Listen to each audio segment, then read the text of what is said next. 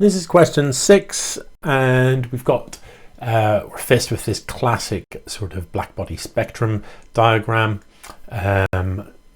So describe how it can be used to determine the temperature of the surface of the star. So hopefully this looks familiar. We've got the idea that the wavelength of highest intensity, I'm going to call it lambda peak. I have a slight pet peeve with it being called lambda max sometimes in textbooks and various other places, because I think that's misleading. Lambda max implies that it's the maximum wavelength, and it is not.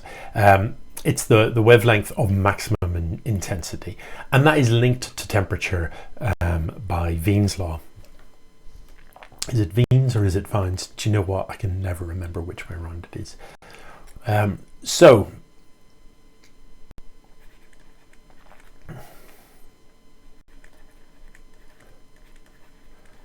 we'll use the wavelength of maximum intensity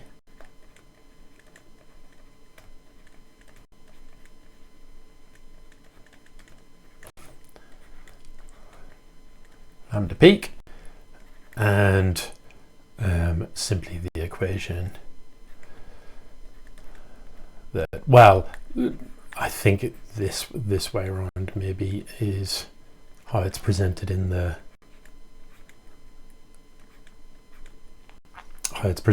data booklet. So lambda peak equals W over T to find T. I think that's it. Okay, here is some information about a different star. The radius of the star is given, the temperature of the surface of the star is given, intensity of radiation from the star at Earth's surface is also given. Use this information to calculate the distance of the star from the Earth. So what we'll be using here is the formula that tells us intensity of some object at a distance d, and that is given by intensity equals the power output divided by 4 pi d squared. It is worth noting that this formula is not in the formula sheet. You don't have to say where it comes from. You are absolutely permitted to simply quote that. It does come from that idea that it's a relatively straightforward thought process to end up at it, that if I have some star outputting P, if we make the assumption that the radiation output from it is symmetrical, no preferred direction, it's the same in every direction, then if I surround P with a sphere of radius d, if I surround this star rather with a sphere of radius d, then the energy per second that passes through each square meter is that total power output, because all of the radiation must pass through that sphere, divided by the surface area of the sphere, which is 4 pi d squared. So it's a reasonably straightforward thought experiment to derive that, if you like, in the event that you forget it. So we'll use that, but we would need to know the power output of the star, and that we'll get from Stefan's law.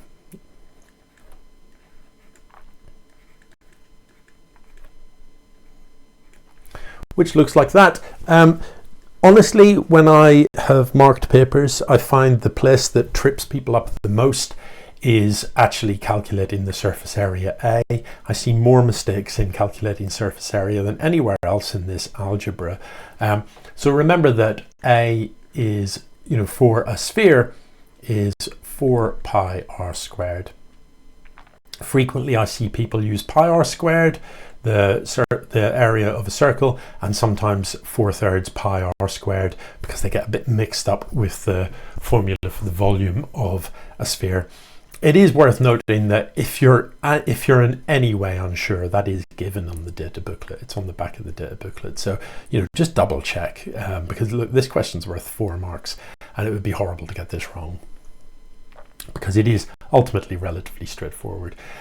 D is what we're trying to find here. So a quick rearrange of this tells us that d squared is equal to P over 4 pi I. And I'm going to go ahead and just insert A into here and insert P into here, so that I've got sigma 4 pi r squared T4 over 4 pi I. And the reason I've done that is because it's going to simplify my life, because I can cancel the 4 pi's that come from the two surface areas. And then it's just put in the numbers. So from the data book, sigma is 5.67 times 10 to the minus 8. 5678.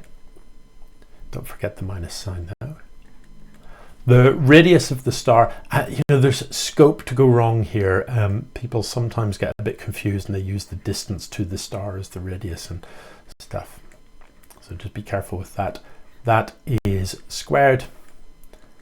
The temperature in Kelvin to the 4. And this is going to be a large number, isn't it? Which is to be expected. When you're measuring distances in space in meters, you expect the answers to be pretty big.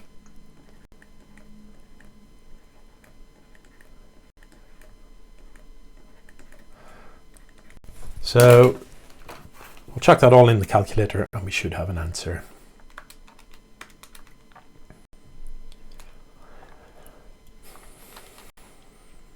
If I was slicker at this, I would kind of do all the calculations in advance so that I don't have to, so the people watching don't have to wait for me clattering away on my calculator here.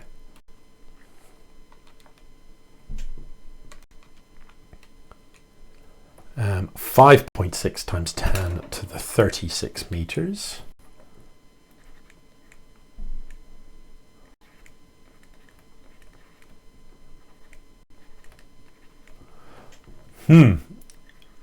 One of the tricky things in this topic, it's very hard to tell if that's a reasonable answer or not, isn't it?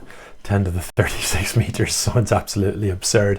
But, once you're dealing with distances in space, that could very well be a reasonable answer.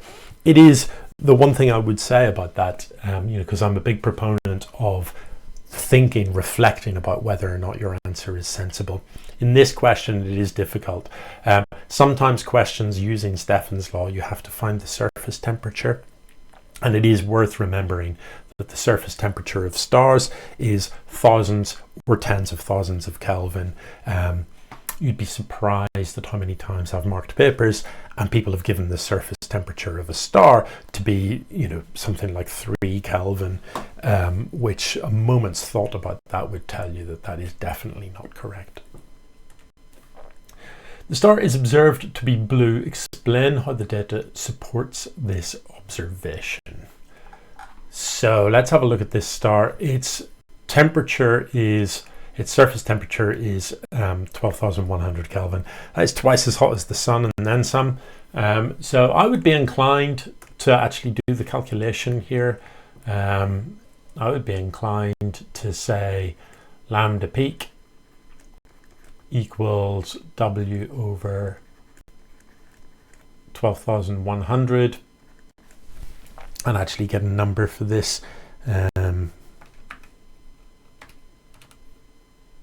Yeah.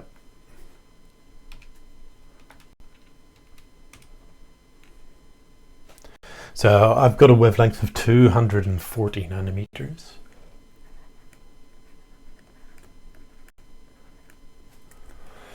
So that is in the ultraviolet.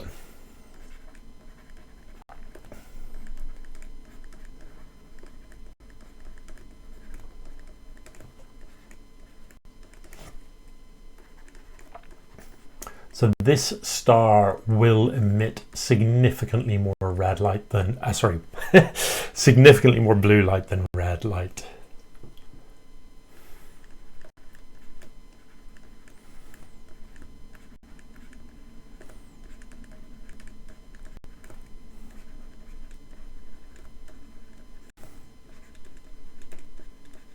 And will therefore appear blue.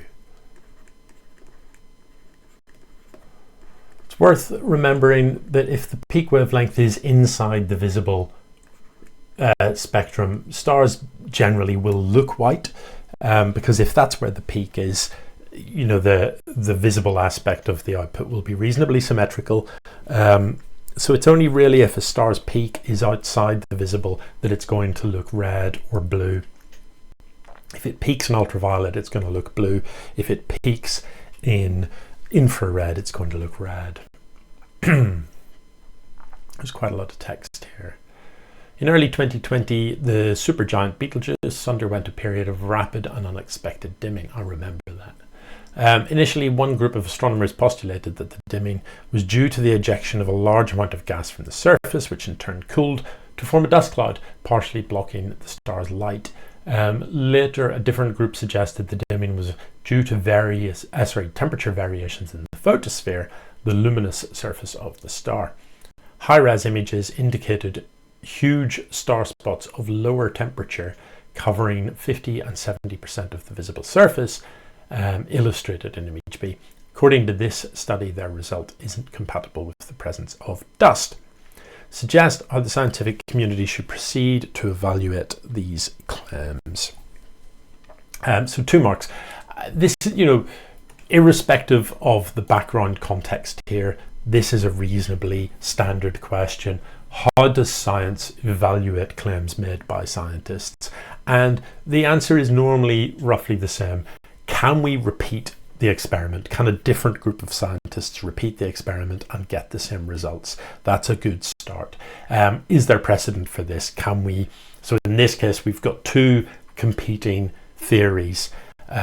So, step 1 would be different group of scientists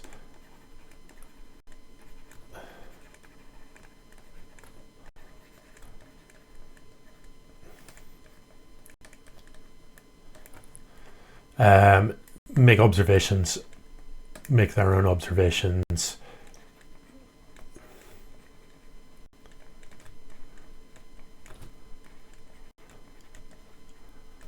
to see if they're consistent with either.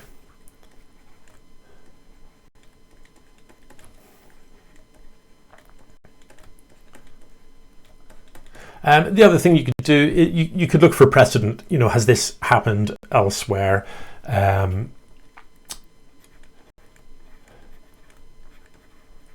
So look for other examples, really, of this happening in order to get more data about it.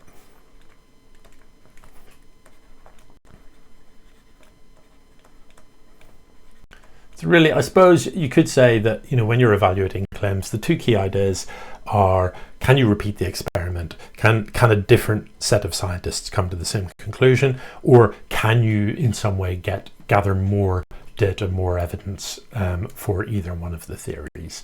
And that is a sort of one size fits all. What I've written, I haven't made any reference to Betelgeuse or stars specifically. This answer, if you look at the question, suggest how the scientific community should proceed to evaluate these claims. You could have that question with that answer after almost any description of a scientific discovery or theory, couldn't you? So the answer is generally the same sort of vibe. It's the same idea.